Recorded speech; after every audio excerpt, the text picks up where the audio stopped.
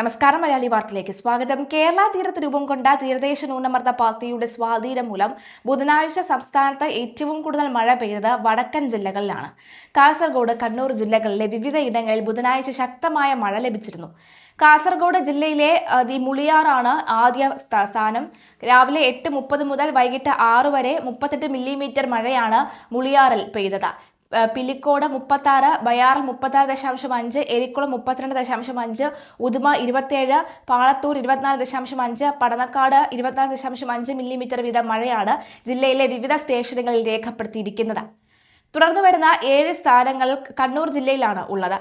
Peringome 21.5, Pinarayi 18, Kannur 16.5, Panniyur 16.5, Aralam 16, Vilangad 12, Ayyankunnu 11.5 millimetre വീതം മഴയാണ് കണ്ണൂരിൽ രേഖപ്പെടുത്തിയിരിക്കുന്നത്.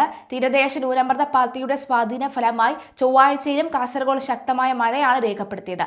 എരിഞ്ഞിപ്പുഴ 107, ഷേണി 105, എരിക്കുളം 100, ബയാർ 87.5, മൂളിയാർ 85, കുട്ലു 84.2, ഉദുമ 84, ഹൊസ്ദുർഗ 80 മില്ലിമീറ്റർ വീതമാണ് മഴ പെയ്തിരിക്കുന്നത്. ചൊവ്വാഴ്ചയിൽ ജില്ലയിൽ രേഖപ്പെടുത്തിയ മഴയുടെ കണക്കാണ് ഈ പറഞ്ഞത്.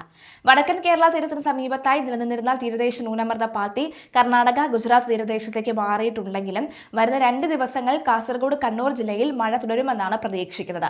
കാലാവസ്ഥ നിരീക്ഷകനായ രജിൻ എരിക്കുളമാണ് ഇത് പറയുന്നത്.